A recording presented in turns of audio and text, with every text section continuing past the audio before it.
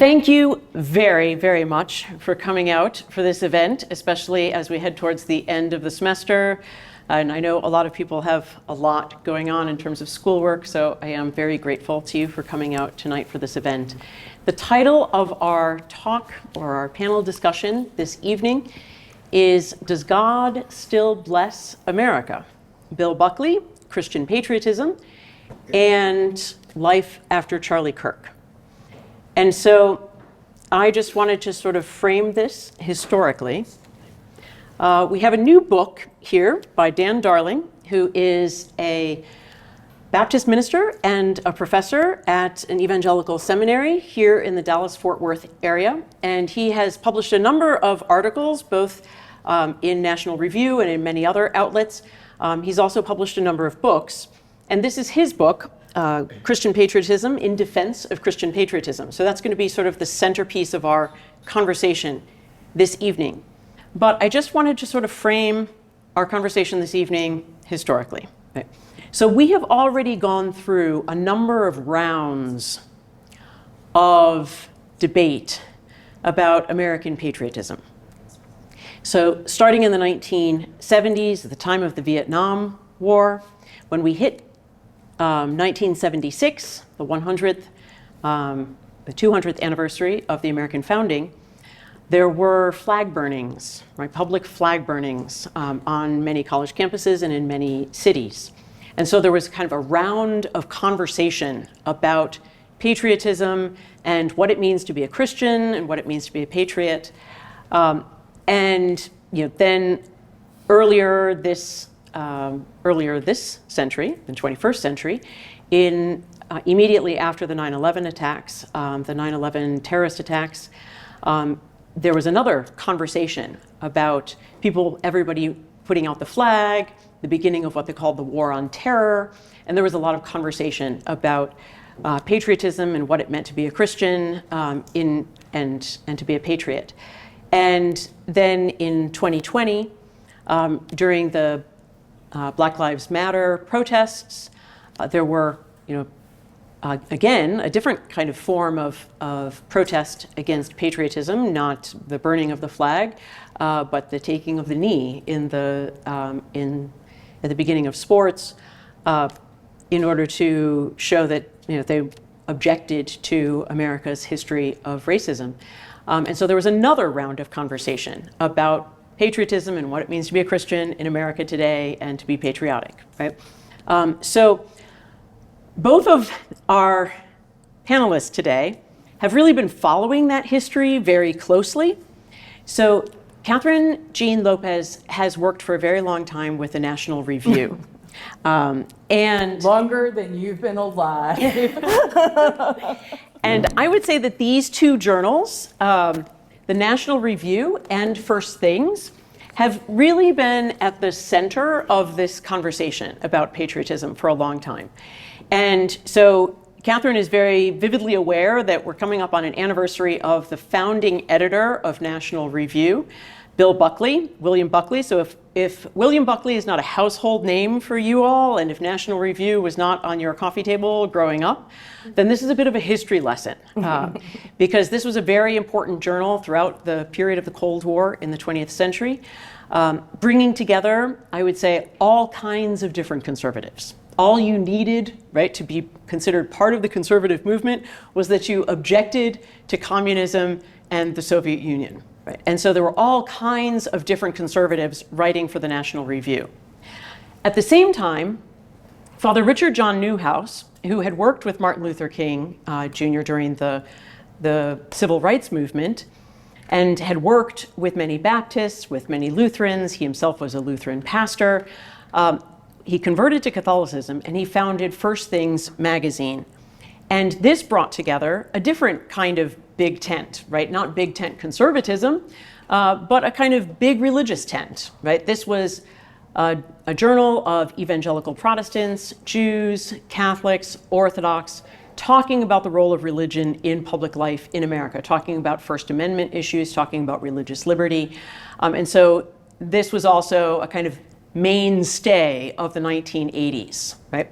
Now, I'm also intrigued by the fact that we are currently sitting on a turning point, if I can use the phrase. We've already mentioned Charlie Kirk.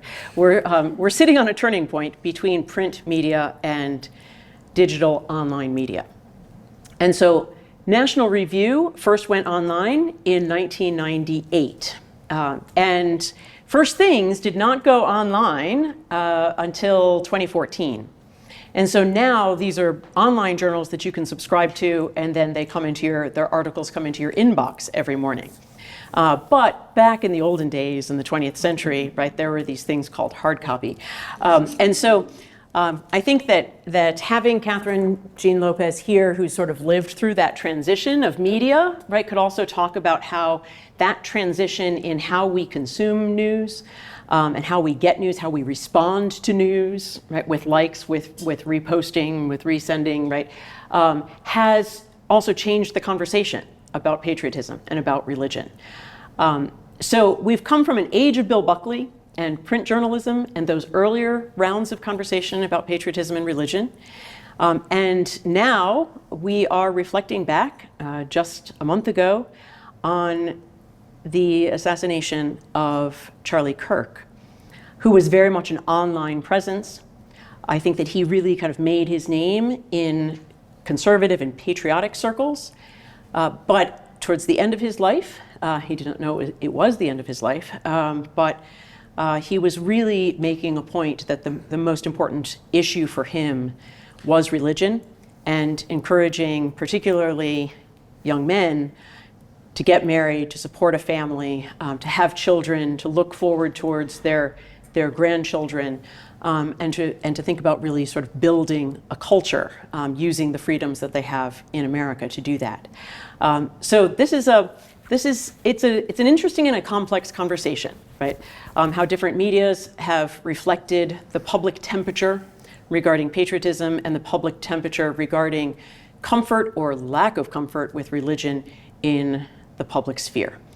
So with that, I'm going to ask Dan Darling to give us a little bit of his introduction to In Defense of Christian Patriotism. His first chapter is very historical, so I loved it. But in all honesty, if you buy this book, because we are selling it outside, and you can even ask him to sign it for you. If you buy this book, I would recommend that you read chapter 2, because chapter 2 goes from a historical overview into a moral deep dive.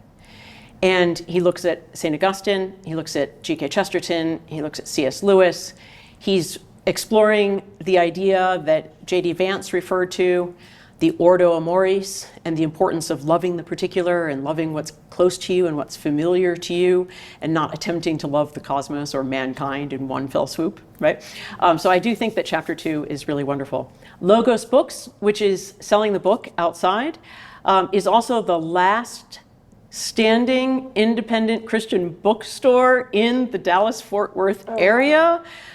So if you like books, if you like bookstores, if you like little Christian independent bookstores, support them. You're not just getting a book, you're also supporting the cause of print culture. So with that, we will turn it over to Dan Darling. Well, I'm just thankful to be invited here. Thank you, Kathryn, my dear friend Kathryn Lopez, for setting this up, and for Susan for being so accommodating and being part of this. I'm thankful for a couple of reasons. One, allowing this Baptist to be amongst all of you wonderful Catholic friends, and we're doing evangelicals and Catholics together tonight, basically.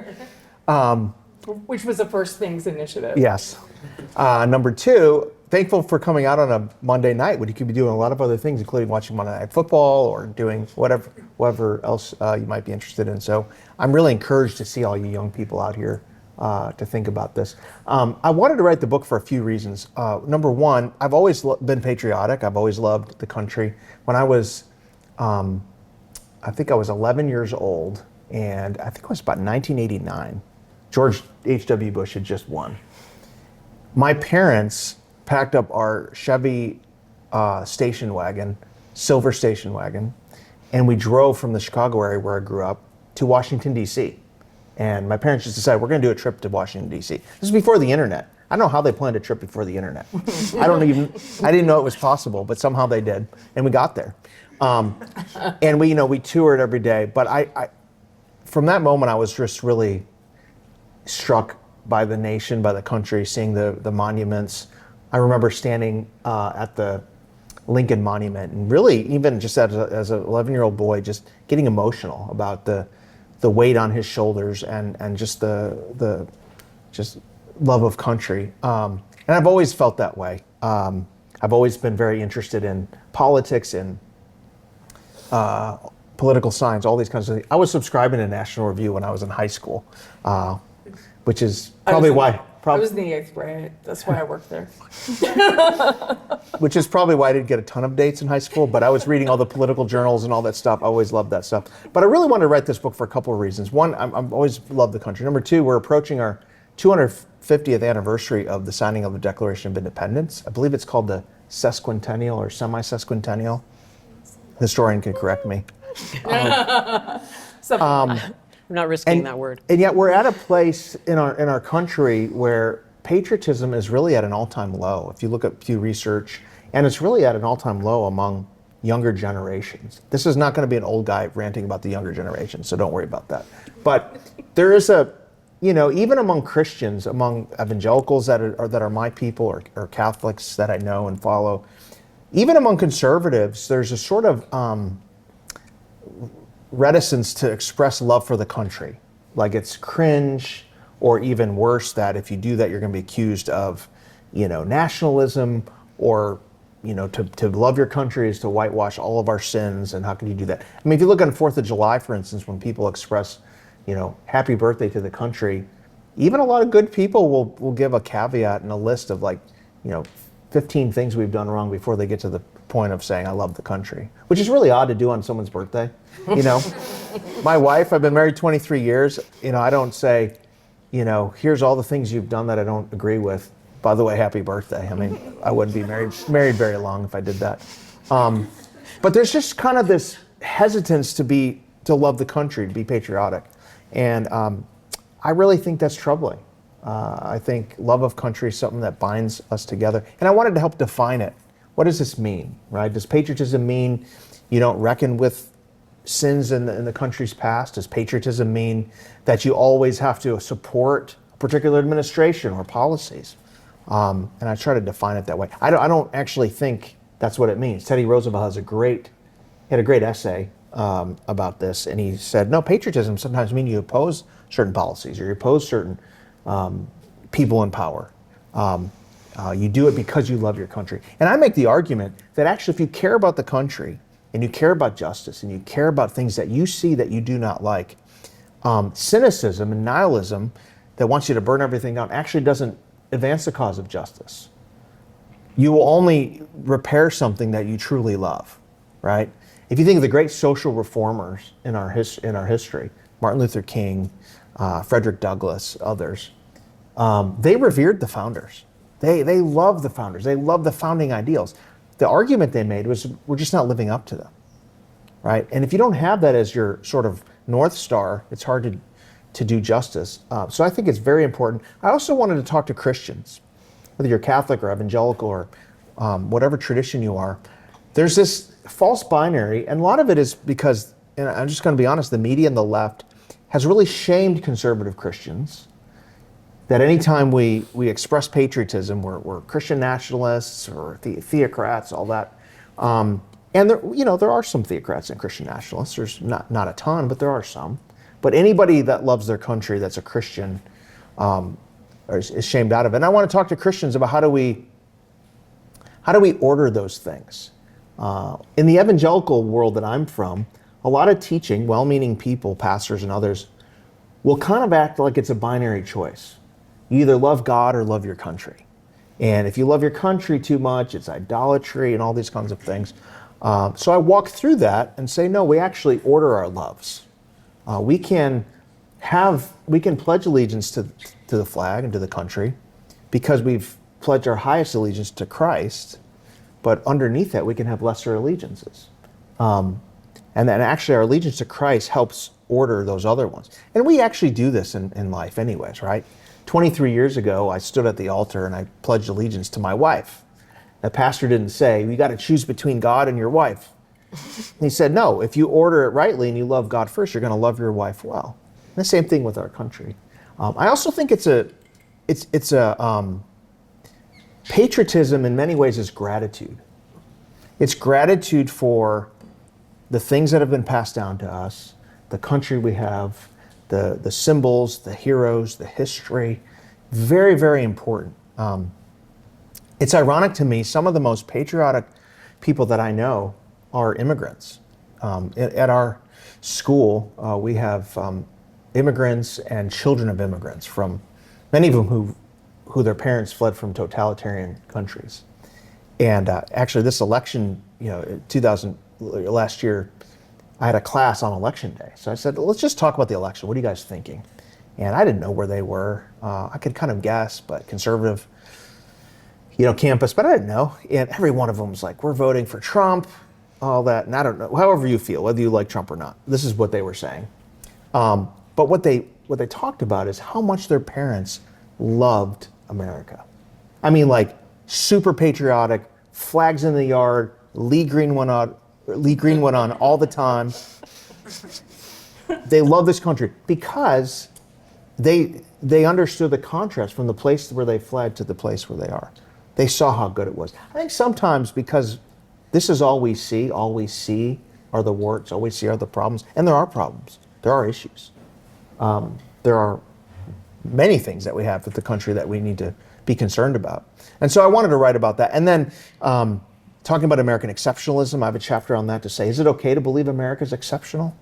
And I borrow a little bit from Chesterton, his great essay on patriotism, to say that there's a few different ways. I think we can get into that, I'm sure, later. And then in the back part of the book, I talk, okay, we're patriotic, we love our country, what does that look like?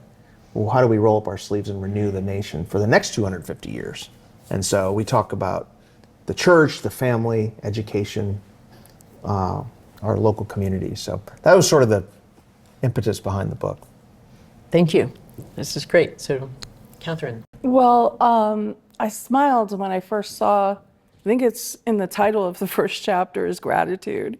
And the reason I'm actually in Texas was I was first coming here for Tomorrow, which is the National Review Institute. So we have a magazine and we also have a nonprofit. We call it a journalistic think tank. There are tax reasons for this, among other things. You can raise money for a nonprofit, not for the magazine, which isn't a nonprofit, not a 501c3, so that we can endorse candidates. You can't endorse a candidate if you're a nonprofit. So anyway, NRI, the Institute, has this fellows program, regional fellows program we call Burke to Buckley, Edmund Burke to William F. Buckley. And so it's young professionals, and we have it in a number of cities. Dallas is one of the core cities. And so every year I finish the program. So it's about, I think it's 8 weeks of young professionals over dinner. And young is a broad term too.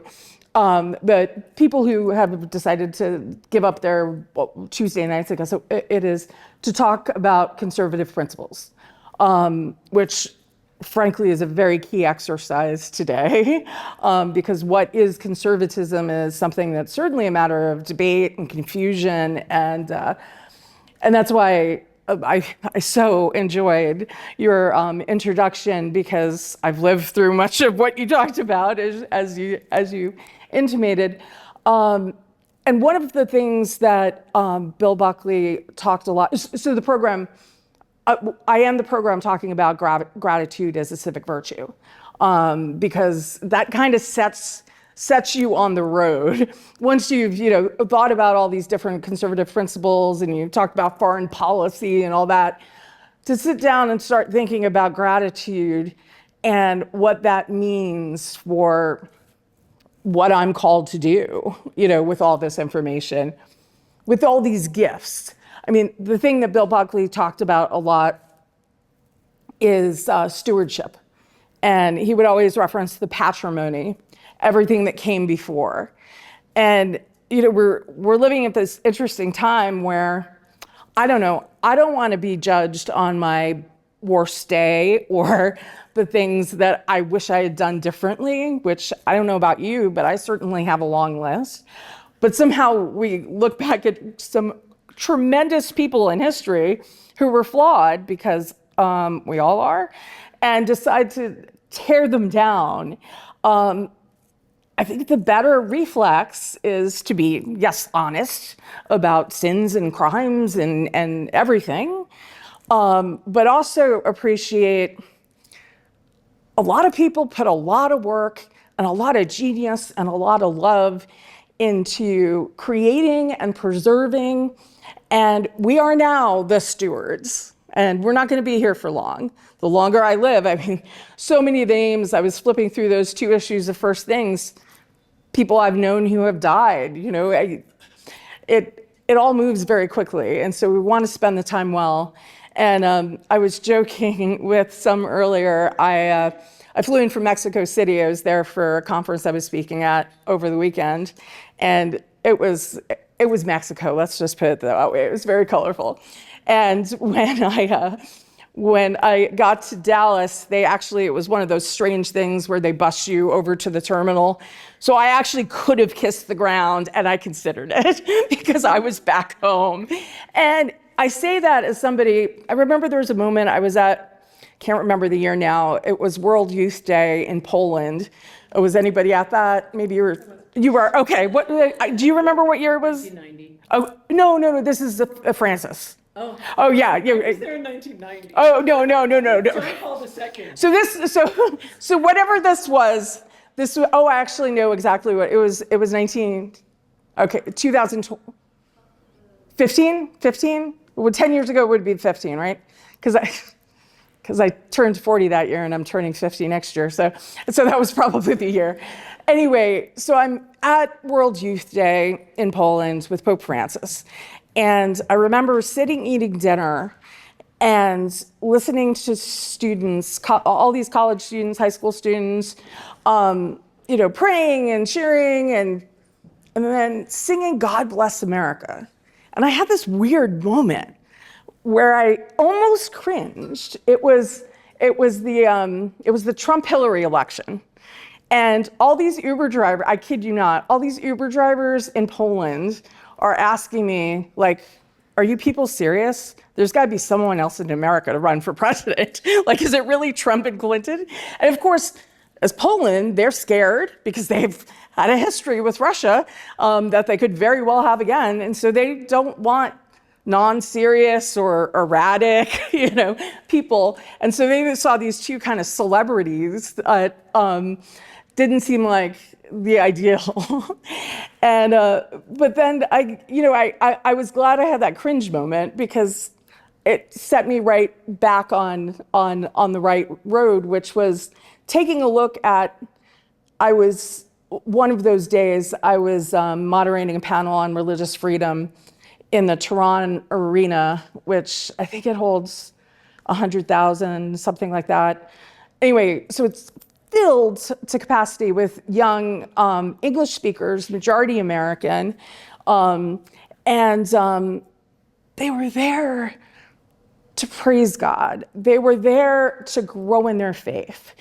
And at the exact same time, I can't remember which convention was going on, but when I was in Poland, the two of them were going on.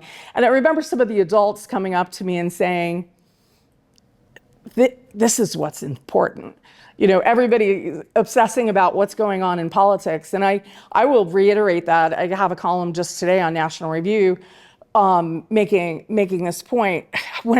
In fact, when I got to Mexico, opening reception for this conference, a woman just making small talk, I don't think she knew who I was, she was just being friendly, asked me where I was from, and I said, New York. And so, of course, she actually went to bless me. And it took me a second, but it was the day after the election. So everybody's like, so tell me about the communist mayor, Another conversation I have with every Uber driver, it seems recently, because I do talk to my Uber drivers, because I think it's important to not be transactional, and they're really interesting stories. And Dan's point about immigrants, so many Uber drivers are immigrants. And some of them, I've now encountered in the last 2 months, 2 Afghani drivers in Washington. And I knew right away what the story was. And it was, they had helped as translators, the American military, and then they had to get out when America pulled out. But the amazing thing is, I mean, you could be bitter. You had to leave your home. And I mean, you could argue it was all our fault. And that was not their position at all. And I do think, and I'm really curious what you're interested in talking about the most, but I do think having an appreciation of the gifts we've been given, that they've been given by God, and that we not only should feel free to be patriotic, but it's a responsibility, because we do live in this amazing nation that is, and at the end of the day, it's about virtue. Our founders knew that it wouldn't work without virtue. And so that's the most important thing. That's why it's an awesome blessing that you're at the University of Dallas, where that's the foundational reality. And it's always important. Well, the first time Trump ran for president, I did a series in Washington called Making Virtue Great Again. And I knew it would work. I knew the title would work. It was well attended. Let's just put it that way. But my point was, and we talked about education one week, and we talked about civil society one week, and I forget what the third one was. But the point being, the work that you're doing, if you're a teacher or if you're a mother, or so often moms, especially if it's a mom who stays at home and maybe has 5 kids or something like that, she often feels like she's kind of useless in the world. She's doing the most important work there is. And we need to acknowledge that and encourage. And yeah, thank you for coming tonight. And I'll close with just one quote from Bill Buckley to give you a sense of, I was reading another thing from him in the Wall Street Journal later in his life, actually just earlier today, where he says that at the core of conservatism is not, and these are my words, not his, the core of conservatism, not only do we accept people who are religious and encourage it, that's what we kind of want to do ourselves. And that doesn't mean that you can't be an atheist or an agnostic and be a conservative. But it does mean to be a conservative, you have to appreciate religion as a good in the world. And one of the things he wrote was, the Constitution of the United States, and in particular the Bill of Rights, is essentially a list of prohibitions, but it's a list of things that the government cannot do to the people. What a huge distinction, a majestic distinction. It grew out of a long empirical journey, the eternal spark of which, of course, traces to Bethlehem, to that star that magnified man beyond any power of the emperors and gold seekers and legions of soldiers and slaves, a star that implanted in each one of us that essence that separates us from the beasts and tells us that we were made in the image of God and were meant to be free. There's more to it, but you get the point. And I love, Dr. Hanssen, what you said about Charlie Kirk and what we are coming to appreciate about his legacy, for lack of a better word. Well, I knew Charlie a little bit. I wasn't his key audience, so I didn't really listen to his podcasts and watch his videos until he was killed. And I actually sat in my office at National Review that night until something insane like 5 a.m. And when you get to be my age, you shouldn't do that. But why I kept watching videos looking for more, is I was just so impressed and moved by the Christianity in his encounters with people. Frankly, I'm not that enthusiastic about Donald Trump. and so I also associated him with re-electing Trump. And so I just wasn't into it. It wasn't a judgment thing or anything. I had missed all of this. I mean, some of the encounters with, a young girl who doesn't know what to do because her parents are divorced, and one is pushing her to be Democrat and one is pushing her to be a Republican. And what Charlie cared the most about was her, and that she was a kid stuck in these circumstances. There was another student who was confused about gender, and he wasn't trying to fix things. He wasn't trying to beat them over the head with anything. He was just trying to love them, frankly. And that's where we need to be, living as people of virtue, encountering people with the truth and love. And that means, I know the two of us have used that phrase a lot in our public lives, so to speak. But that doesn't necessarily mean, oh, okay, I'm going to tell you all the truth in the world right now, but I'm going to smile and love you in it. It means you're going to have long-term relationships. It means you're going to witness. It means you're going to meet people where they are, and also be humble enough to know that it's not all about us. God has us in these situations for reasons, and we don't have to fix the world or our husband. That's not our job. That's Jesus's job. We're just meant to be instruments, and that's very much at the heart of what Bill Buckley witnessed to in I knew him in private, in public, in his writing, in his speaking, and it was really beautiful to appreciate how much of Bill Buckley was in Charlie Kirk, even if it had to be because he was killed. But thank you so much. Thank you. So you used the word allegiance. You talked about gratitude, and it is true that the introduction of this book, of Dan Darling's book, In Defense of Christian Patriotism, begins with saying that patriotism is a form of gratitude, right? And that patriotism is, in fact, a virtue or a duty, right? And I think it's good to think about the idea that patriotism is a virtue, because it means that patriotism is hard, and it's hard to get it right. I don't know if some of you young women are fans of the Jane Austen movie Sense and Sensibility, but there's a wonderful, in the movie version, which is really charming with Emma Thompson, there's a moment where the younger sister asks her older sister, is love a fancy or a feeling? And then it's neither, right? Is love a fancy or a feeling? Well, if love of country is not a fancy and it's not a feeling, it's not just a spontaneous emotion. You either feel it or you don't feel it, right? It's not a fancy or a feeling, it's a virtue. And so it's something that you have to work at, and you have to work at getting right. This idea of ordering one's loves, right? The ordo amoris, it's a very Augustinian idea. We get it from St. Augustine, right? How to properly order your loves. And a lot of times we don't want to think about ordering our loves, right? We want everything to just be spontaneous, and it's about our feelings, right? And it will, if it comes, it comes, and don't fake it. You're not supposed to be fake. You're not supposed to be faux, right? And this idea of actually attempting to love each thing in its own proper order and its own proper proportion, and for the right reasons.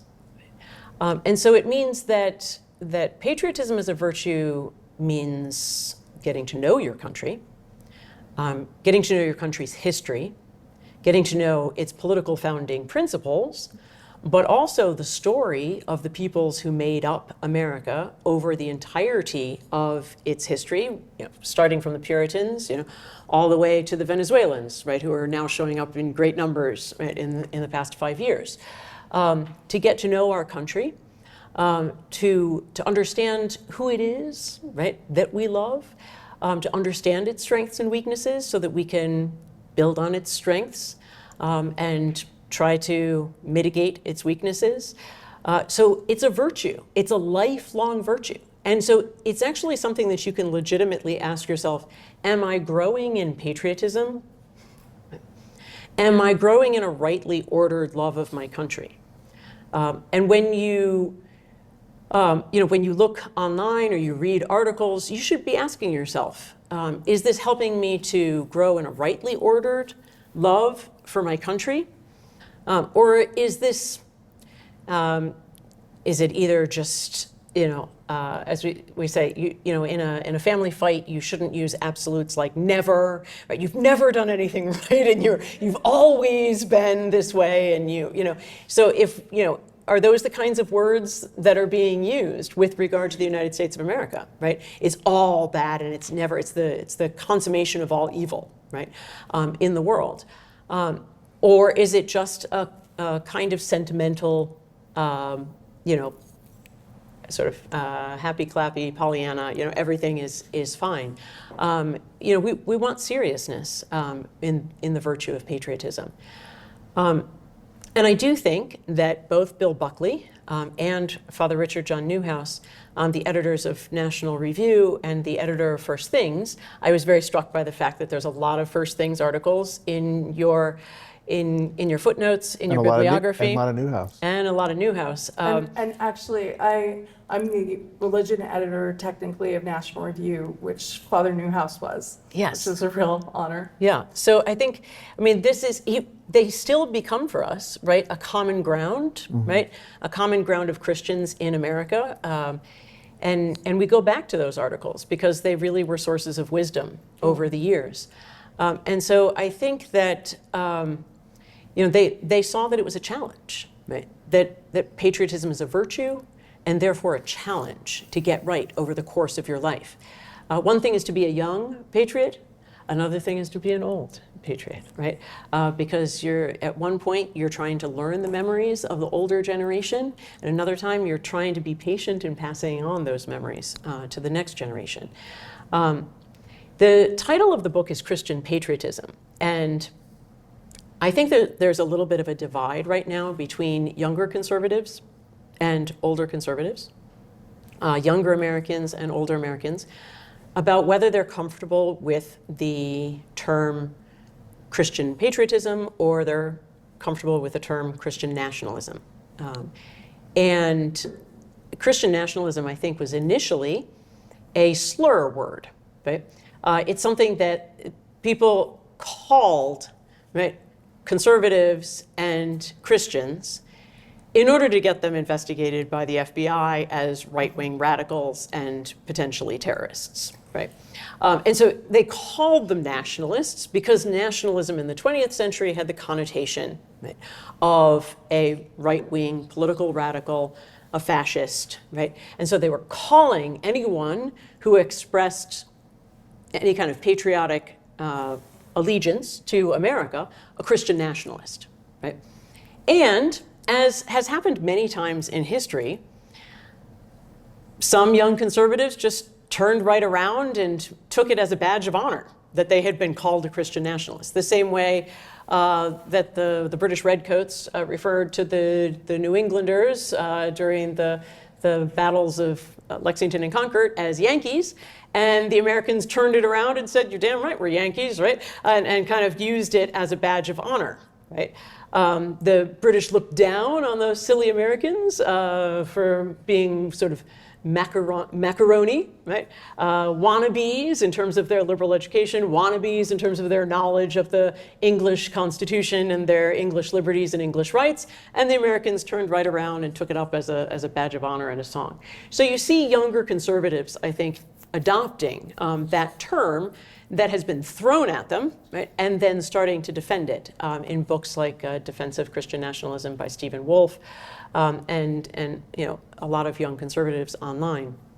And so I think Christian patriotism is a term that I think more Americans would be comfortable with, and definitely older Americans and older conservatives who don't like the 20th century connotations of nationalism, right? But I think we have to be understanding of the younger generation because they feel like the word patriotism has been hijacked. For them, patriotism means a kind of bland liberalism, the idea that we are going to export from America liberal democracies to countries that don't have a Christian moral and social foundation to sustain a liberal democracy, that we can just create an American-style regime in any part of the world, whether it's Iraq, whether it's in Venezuela, whether it's and then they associate that with a kind of globalism, liberal globalism, that we're also going to export our American sexual liberation, that we're going to impose birth control, abortion, and the transgender mutilation of children, and sterilization of people to African countries, right? So I think it's important for older generation Americans and conservatives to understand why younger Americans, younger conservatives, find patriotism too tame as a word. It's been hijacked, right? The same way that the term liberal was hijacked at the beginning of the 20th century, right? Liberalism meant one thing in the 19th century. It meant limited government in the 19th century. In the 20th century, liberalism comes to mean progressive liberalism and the expansion of government, right? And so it's always an interesting moment, right, when a term is being hijacked, and whether you let it go and give the opponents their victory in taking that term, right? And you adopt the term that they're foisting on you because they think that it will put you in a rhetorically difficult position, right? So this is not going to be our choice to make. This is going to be your choice to make, right? Whether you prefer the language of patriotism, whether you prefer the language of nationalism. I think that many young conservatives, young Americans, think that nationalism means a defense of the nation against the forces of globalism. They think that it means putting America first, American workers first, making sure that young men actually have jobs and employment, so that if they wanted to get married and support a family, they would be able to do that. So these are the things that younger conservatives are thinking of when they want to use. Someone described it to me as a more muscular word, like nationalism, instead of what they understand to be a kind of squish word, patriotism. I am of the older generation, and I do like the word patriotism. And maybe I'll end with this idea so that we can have a little bit of conversation and then open it up to questions. Your book is entitled In Defense of Christian Patriotism. And so as I've been reading it, I've been thinking about this distinction between nationalism and patriotism, and what are the different meanings of those words, and then Christian nationalism and Christian patriotism. And what I've come to, in the end, I think, is that I want to be a Christian, and I want to be a patriot. But I want both of them to be nouns. And I don't want Christian to just be an adjective that modifies patriotism. And I don't want my patriotism to be just a modifier, right, on my Christianity. I want to be both of those things at full blast, right? G.K. Chesterton says that he loves vivid reds and pure white, but he hates pink, right? He hates sort of the misty middle of like a little bit of both, right? To be a Christian at full blast, right, as a noun, and to be a patriot at full blast as a noun, right? It's a virtue. It's even a natural virtue that even someone who's not a Christian can be a good patriot, right? I mean, the Romans were patriots, and they weren't Christian yet, right? It's possible to be a good patriot. It's a human virtue, part of the virtue of justice, part of the virtue of religion, that even Cicero, writing before Christ, talks about the virtue of religion, which is gratitude to the gods, gratitude to God, gratitude to your parents, gratitude to those who founded the social and political order, right, which has made it possible for you to flourish thus far. So it's part of justice, it's part of gratitude. So it's a standalone thing, right? We may also, right, be blessed with a country that has Christian roots. But nevertheless, right, Henry Adams says that he likes his physics and he likes his metaphysics, but he likes to keep them separate and make them fight.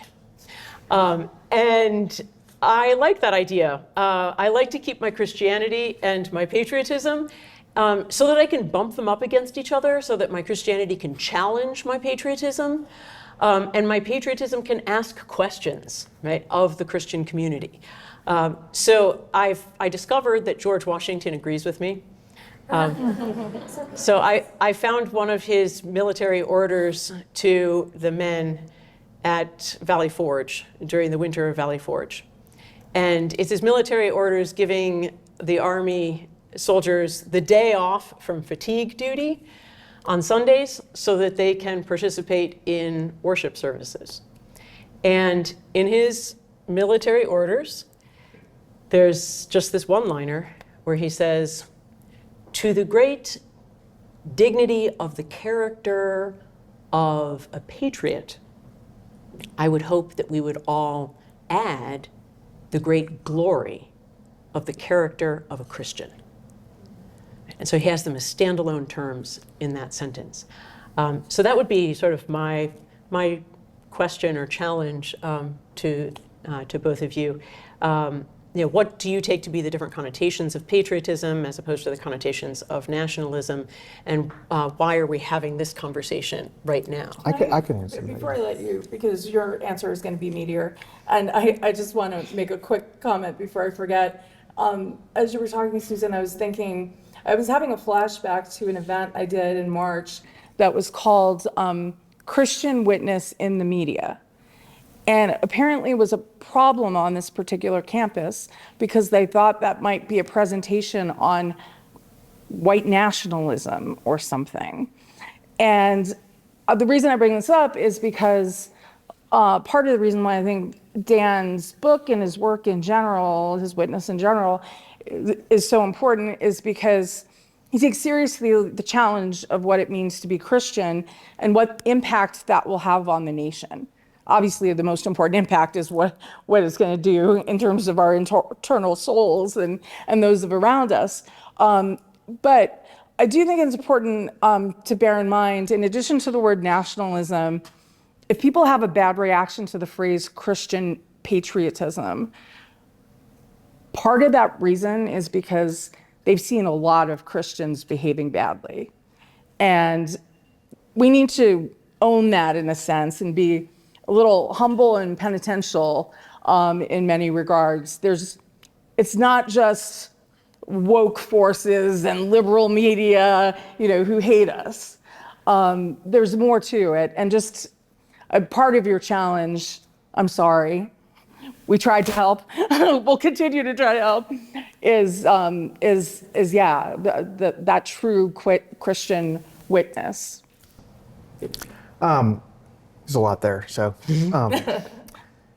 I mean, I think the two terms, it's interesting. I still think nationalism for the most part is used as a pejorative for anybody who is a person of faith, who loves their country, who gets involved in the shaping of the country, whether it's, helping create public policy or any of those things.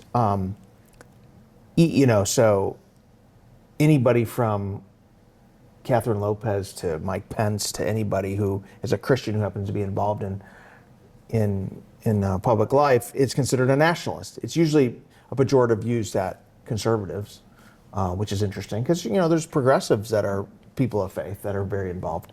So I think I'm not sure about owning the term, frankly. I'm not sure I would counsel that to the younger generation. There are self-described nationalists, like you mentioned Stephen Wolfe, and there's some others who, a genuine Christian nationalist, their belief, from what I understand, is that they're kind of dissatisfied with the constitutional order. They look longingly at the sort of medieval era or even like,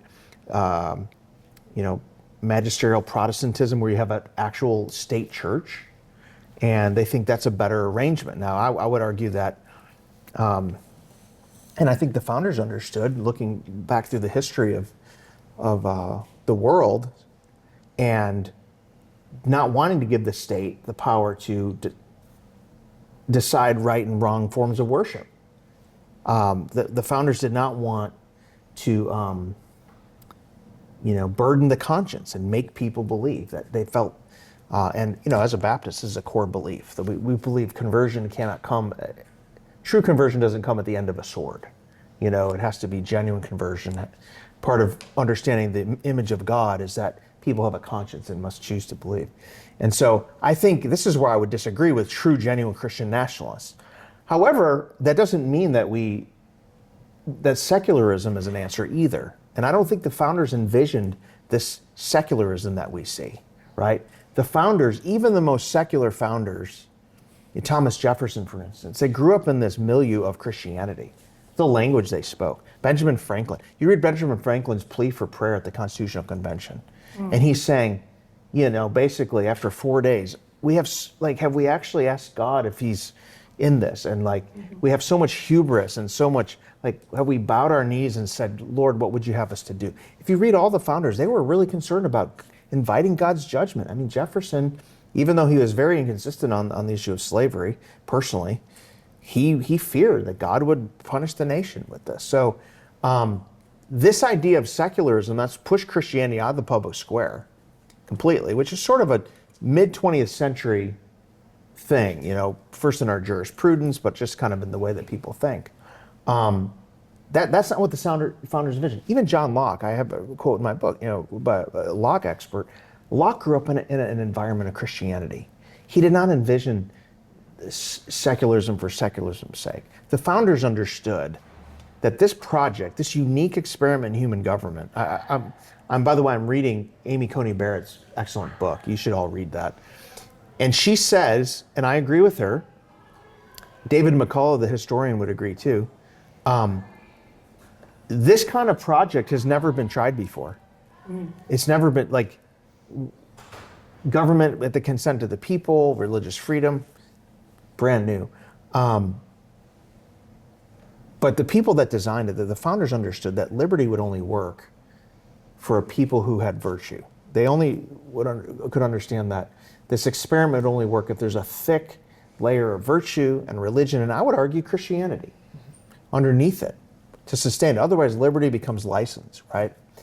And so I am for a very robust public Christianity in the sense of, if you were to ask me 10 years ago, I would have said that the end of sort of a civil Christianity, Bible Belt Christianity, that's a good thing, that now you'll just see true Christians up against, I've totally changed on that. I actually think a civil Christianity is good, even if everyone's not a genuine Christian. This kind of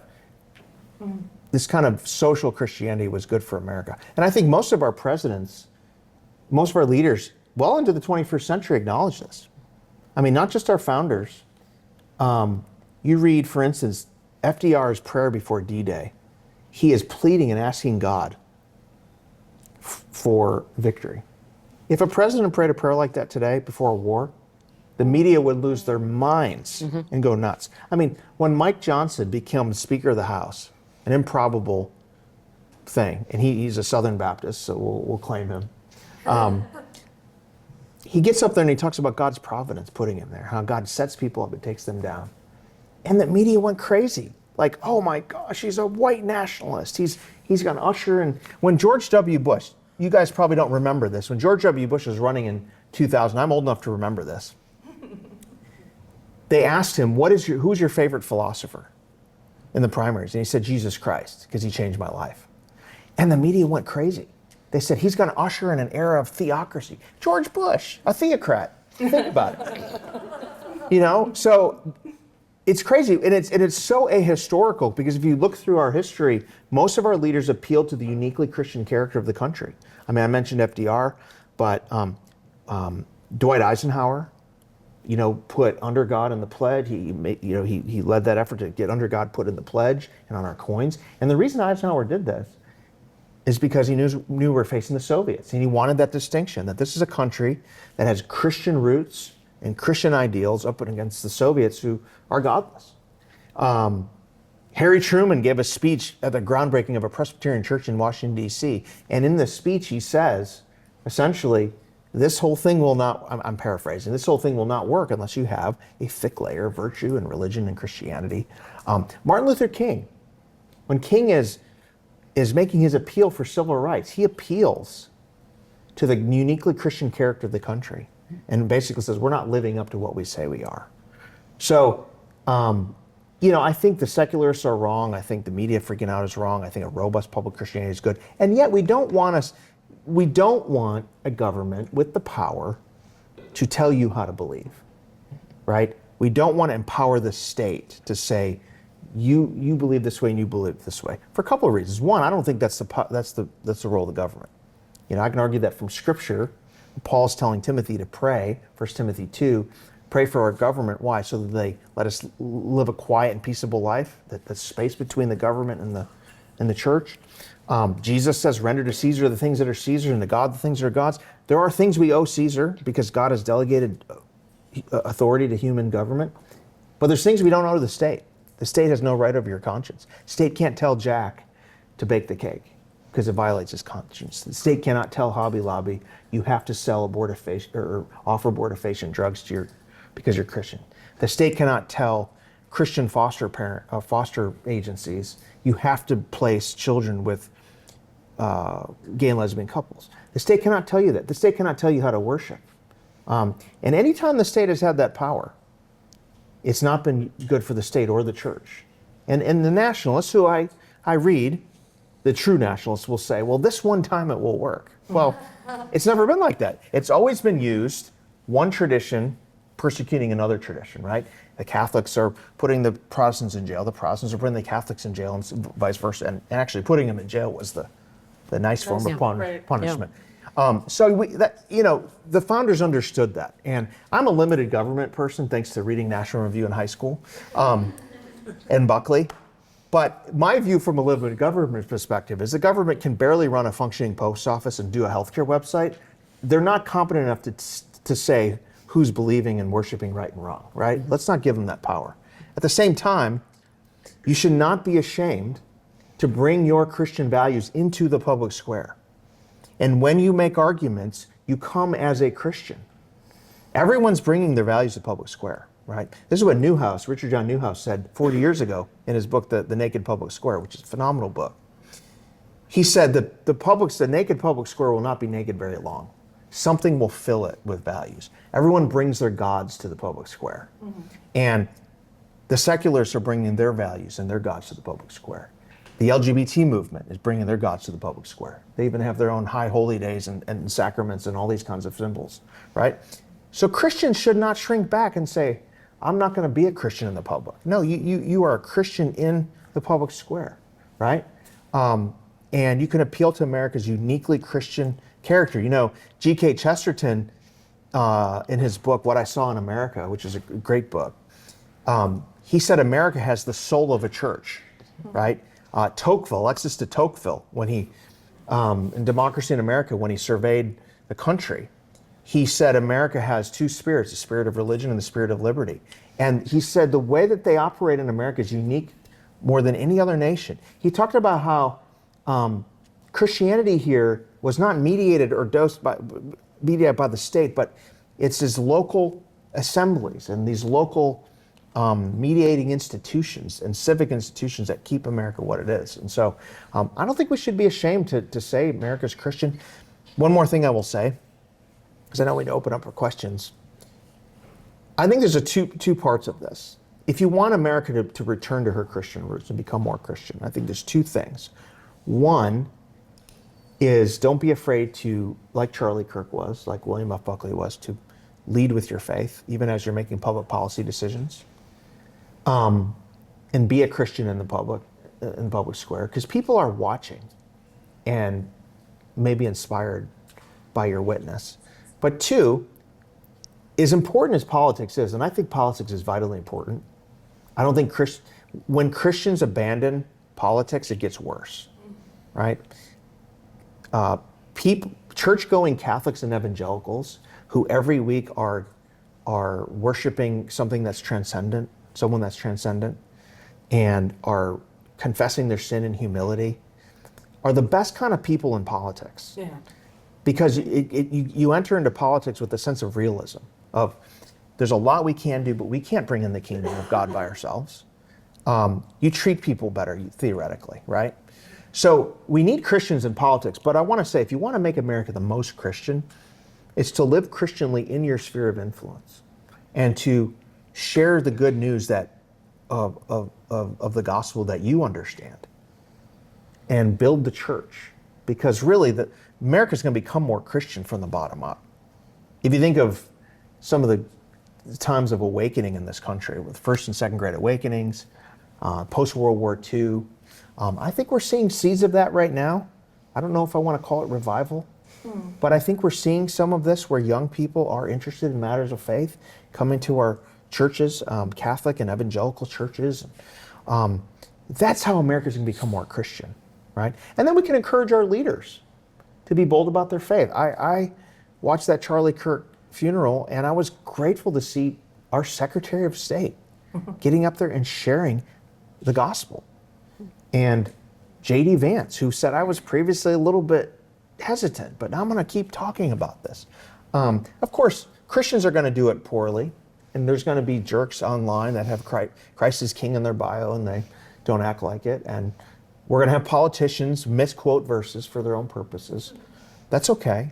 That's an American tradition. And a human one. And a human one. And I want to say one more thing. You know, as you said, He's not a preacher or anything. this is like the altar call. No, part of patriotism too is as you said, is a stewardship, and I feel a special responsibility because the country that was handed down to me, I have a responsibility to steward it and make it good for my children and their children. And I think that's the same thing with you. If you don't like the state of the country, and there's plenty not to like, there's plenty to see that you don't like, you have a choice. You can be cynical and give into nihilism and cynicism, or you can say, what can I do to improve it? Can I run for office? Can I go teach in that school? Can I go into ministry? It's up to you to preserve the country for the next generation. And you may do a better job than our generation did, right? I mean, think about these founders. They were right around your age, maybe a little bit older, right? When they were forming this nation. I mean, think about how miraculous that is, right? That this country, I mean, what's miraculous about America is not that we had a revolution. Revolutions are common throughout history.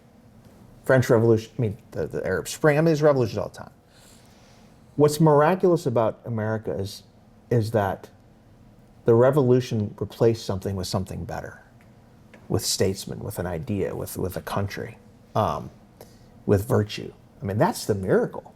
I mean, America, when you think about how fragile it was for us to become a nation, we're here 250 years later. Yeah. It's quite a miracle. So anyways, that's my answer. So, long answer to your long question. I think we're actually out of time. We're totally out of time. So I'm Okay. gonna say that if anyone wants to come up and ask questions afterwards, that's perfectly fine. But if we can just thank our visitors. Yes.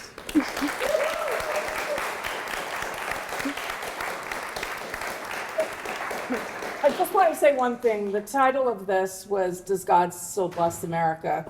We need to pray for that. Yes. So please.